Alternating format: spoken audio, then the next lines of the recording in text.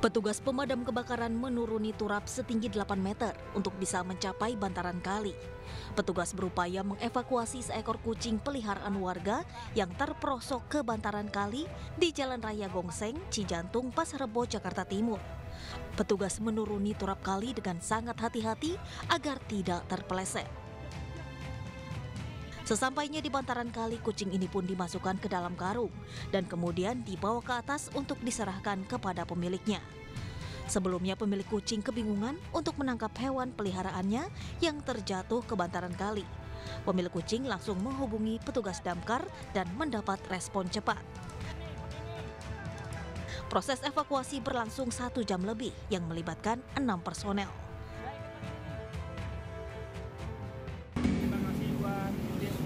Damkar dari Pasar Rebo telah menyelamatkan kucing kami yang kedua kalinya kali ini. Warga di Jalan Tegalan, Palmeriam, Matraman, Jakarta Timur juga berhasil mengevakuasi seekor kucing yang terjebak di atas plafon sebuah klinik. Kucing ini terperosok ke plafon saat berjalan di atap klinik.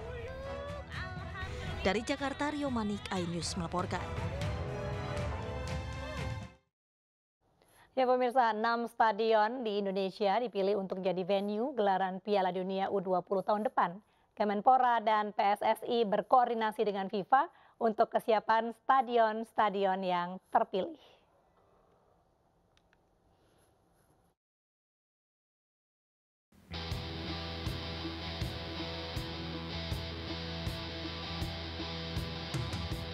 Stadion Gelora Bung Tomo, Surabaya terus berbenah menyambut gelaran akbar Piala Dunia U20 yang berlangsung tahun depan, di mana Indonesia menjadi tuan rumah. Selain perbaikan sarana utama seperti rumput lapangan, bangku penonton, dan papan skor digital, stadion juga dilengkapi infrastruktur penunjang standar bintang 5, seperti lounge lengkap dengan fasilitasnya, ruang transit tamu VVIP, ruang ganti pemain, hingga ruang konferensi pers.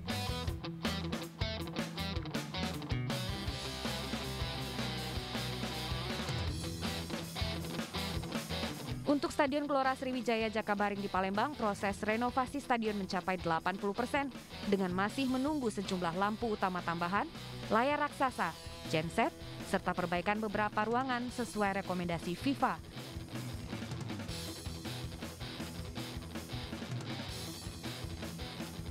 Sebelumnya memang sudah baik, cuman ada beberapa rekomendasi dari PSSI dan FIFA terkait masalah ruangan media, covered book dan lain-lain. Jadi bisa dikatakan sebelum bulan Maret itu sudah 100% insya Allah. Sementara itu, Menpora Zainuddin Amali menyatakan Kemenpora dan PSSI terus berkoordinasi dengan FIFA untuk kesiapan venue-venue yang dipilih untuk menggelar laga Piala Dunia U20. Kita lakukan koordinasi, tentu FIFA berkoordinasi dengan Federasi Nasional, dengan PSSI, kemudian hasil itu yang kita distribusikan kepada berbagai pihak, baik itu kementerian dan lembaga yang ada di tingkat pusat maupun pemerintah daerah, di mana tempat-tempat yang akan menjadi penyelenggara, ya ini ada di 6 ya, DKI Jakarta, kemudian Bandung, kemudian Solo, Surabaya, Palembang, dan Bali. Nah jadi FIFA sendiri kan sudah beberapa kali datang untuk menginspeksi kesiapan terutama venue, baik untuk venue utama maupun venue-venue latihan.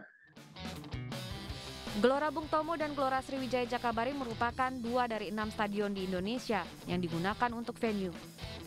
Stadion Gelora Bung Karno Jakarta, Stadion Manahan Solo, Gelora Bandung Lautan Api di Bandung, dan Stadion Iwayan Dipta di Bali juga ikut berbenah sebagai bentuk kesiapan mereka menggelar laga Piala Dunia U20 2023. Tim Liputan iNews melaporkan.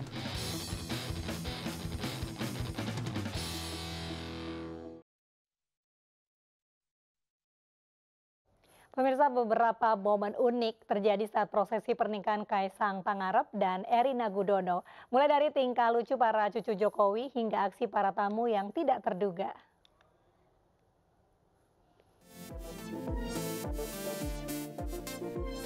Di balik prosesi pernikahan putra Presiden Joko Widodo Kaisang Pangarep dan Erina Gudono yang sakral dan penuh haru, sederet momen unik juga mencuri perhatian masyarakat dan viral di media sosial. Selain rangkaian upacara adat, para tamu undangan dan masyarakat dihibur dengan tingkah pola lucu dan menggemaskan para cucu Presiden Jokowi, Jan Etes dan Sedah Mira.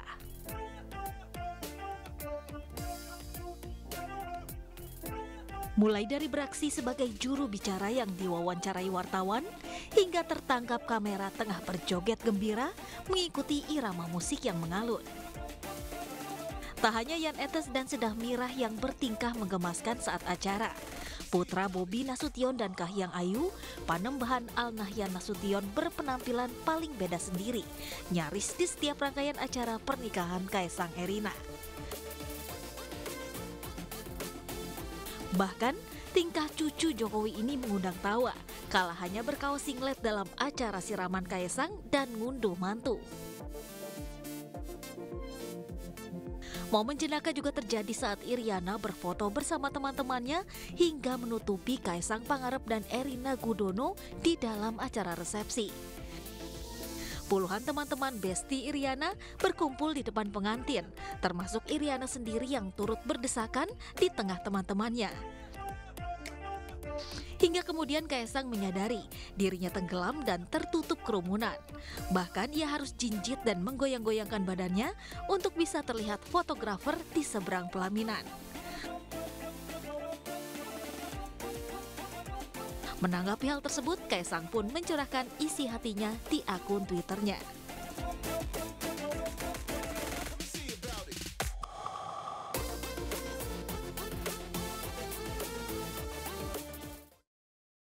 Pemirsa, kabar duka datang dari sastrawan dan seniman Remi Silado yang tutup usia siang tadi di kediamannya di kawasan Cipinang Muara, Jatinegara, Jakarta.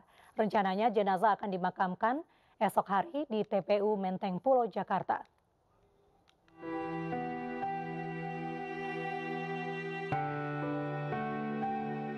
Suasana duka menyelimuti kediaman sastrawan sekaligus seniman senior Remi Silado di Kafling PLN, Cipinang Muara, Jatinegara, Jakarta Timur, Senin siang.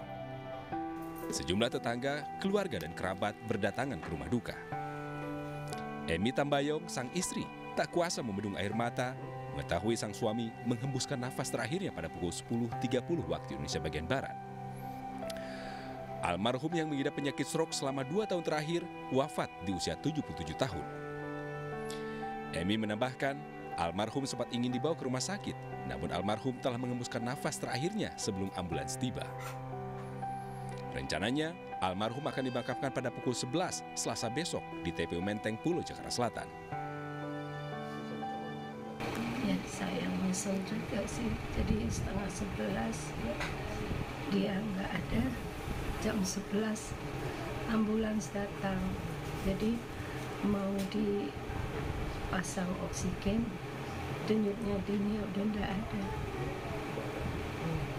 Belum sempat tertolong ya Tante? Iya. Itu Padahal pagi masih saya kasih kopi susu. Tadi pagi masih ngobrol biasa juga. Masih ngobrol. Remi Silado terlahir dengan nama Japi Panda Abil Tambayong di Minahasa, Sulawesi Utara, 12 Juli 1945. Almarhum telah menghasilkan puluhan karya buku sastra yang fenomenal, diantaranya Cabaukan yang sempat diangkat ke layar lebar. Termasuk karya lainnya seperti Kerudung Merah Kirmizi, Malaikat Lereng Tidar, Paris Van Java, Namaku Matahari, serta kumpulan puisi Kerigma dan Martiria. Selain dikenal sebagai sastrawan, Remi juga merupakan aktor film yang cukup terkenal di masanya.